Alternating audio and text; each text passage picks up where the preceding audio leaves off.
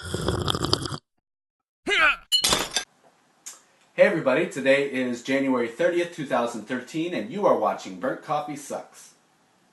The first thing I want to talk about today is actually over a Twitter conversation that I had yesterday with some people, and I've said in other videos that I enjoy a good conversation, a good discussion, even a good argument, as long as it's open and we can actually discuss a topic with facts or whatever. But what happened yesterday, it started out kind of like that, where we were swapping facts and everything was great. It was a discussion. It was an argument, maybe. We had a difference of opinion, but it turned out to be more of a belief bashing thing. Lots of people chimed in. I was by myself. You could say I was like jumped on Twitter.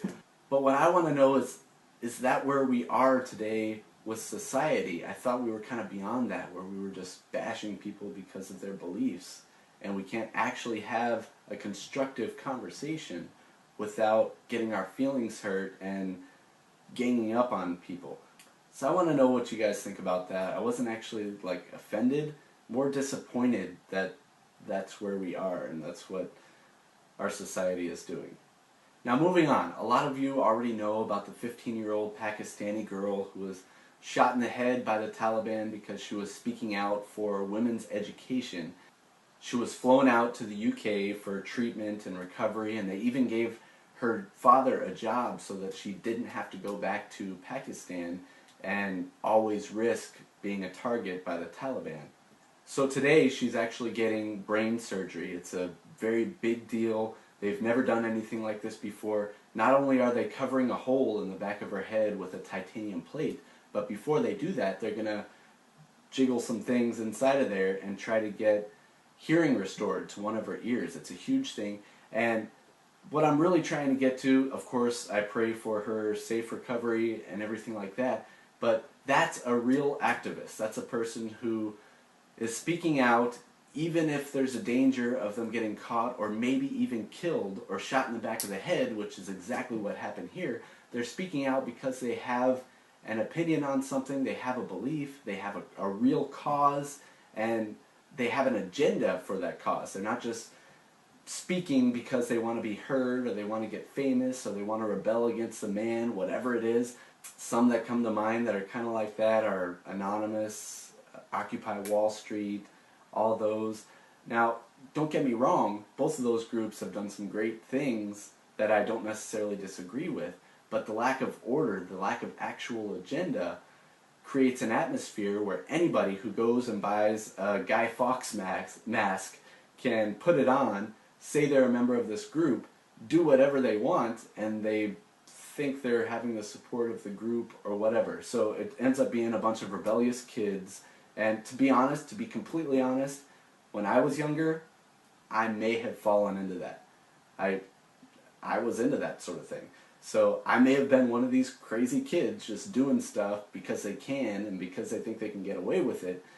So I understand it. I understand where these kids are coming from. I just wish there was more order. There was actually a cause, and a concrete cause, that they were speaking out for and they were acting out for. So that's what I have on that. Tell me what you think down below if you think anything differently. My next topic, and I want to get kind of the geeky topic out of the way. As many of you know, I am a computer and information security enthusiast. But yesterday, Universal Plug and Play, or UPnP, there's a huge vulnerability in it, and for those of you who don't know, whenever you plug in your keyboard or mouse, external hard drive, thumb drive, basically anything that you don't have to install drivers after you plug it in order to get it to work, is Universal Plug and Play.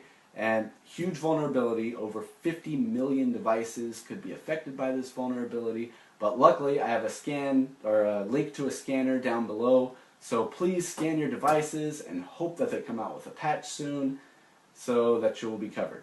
Now a lot of people, and I run into, even my wife told me the other day, well, we don't have anything on our computer. What, are they going to take our pictures? They're not going to steal anything from our computer, but it's not about that.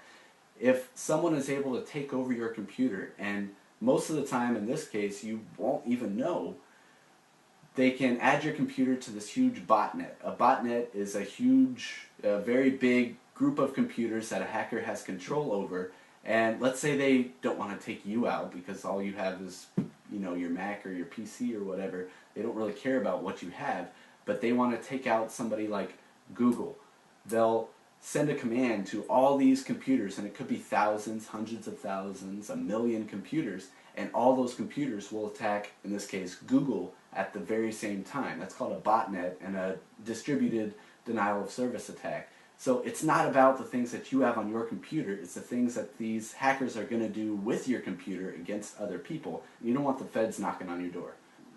Next, now some of you may have heard about this, but an American surfer named Garrett McNamara broke the world record off Portugal yesterday by surfing a 100-foot wave. He had the previous record as well from the same spot. Apparently they have a spot there off the coast that generates these huge waves. He surfed it. He didn't crash like I definitely would have done. Now other surfers are saying he's crazy. They wouldn't even attempt something like that. He's out of his mind. And it was really funny because it kind of brought up the whole surfer stereotypes. When he was interviewed by ABC, he apparently was just relieved he didn't hit the rocks. That definitely sounds like something that a surfer would say. Well, I mean, it was pretty cool, but I'm just glad I didn't hit the rocks and die. I have family from the San Francisco Bay Area, and there's a huge surfer population there, so it really reminded me of them. Next, I want to talk about the Boy Scouts of America. A lot of people have been following this. They've been kind of trying to decide whether they were going to lift their ban on gay members and gay leaders and that sort of thing. Well, they said, you know what? We're not going to make this decision on our level, on a global level. We're going to pretty much knock it down to the local level. If people in PACs, like a PAC leader, or I think they have like local organizations, if they decide that they want to allow gay people to be a part of the organization, that's up to them. I don't really see a problem with this. A lot of people are saying, oh, they just dodged a bullet, they didn't want a political outcry, because honestly, it would have gone either way. They said, if your region wants it, your region can have it, it's completely up to you. And I support that. My last big topic I want to talk about today is I want to know what you guys use for your GPS or getting directions or things like that, if you use anything. Do you have like a Garmin in your car like I used to have that's completely dedicated just for GPS, or do you use an app on your phone? Now, that's really where I'm trying to get with this. Some apps that come to mind are Google Maps, Yahoo Maps, MapQuest, the new Apple Map thing that everybody hates. I use Waze. That's W-A-Z-E. It's a great app. I love it. The day that I installed it on my phone and started using it, I actually unplugged my Garmin, and I've never used it since. Not only does it give great directions, and it can find anything because it uses things like Google, Bing, Foursquare, Yelp. It can find addresses anywhere, but it also gives you the ability to report things like police, car accidents, heavy traffic, that's really big in my area, animals on the roadway, construction, fog, whatever you want. There's a huge list of things that you can report on, and they kind of make it a game. The more you drive, the more things that you report, the more points you get, and you can get like a sword and a crown and some other I'm almost to my crown, so that's why I'm concentrating on that one. So they made it a game. It's really cool. I highly recommend it to anybody who's looking for an app like this. But I also want to know what you use, and I may try it out. Please leave a comment down below, or if you have a comment on anything that I've spoken about in this video, especially the first thing on the Twitter thing. Let me know your beliefs, your thoughts on any of the topics. Also, if you just want to talk about something, maybe I'll be around and I'll respond back. But if you want to get me on Twitter, and please do, I want to have some good conversations or some good arguments or discussions or anything really on there that isn't completely one-sided. My name on Twitter is BurntCoffeeSucks. Please follow me. I'll follow you. We can follow each other. It'll be fun, a great time. I also have my blog, and I do post links to my videos in my blog. But what some of you know, most of you probably don't, is when I don't have time to make a video, I actually do regular old blog posts on there, and it's pretty much the same thing. I just talk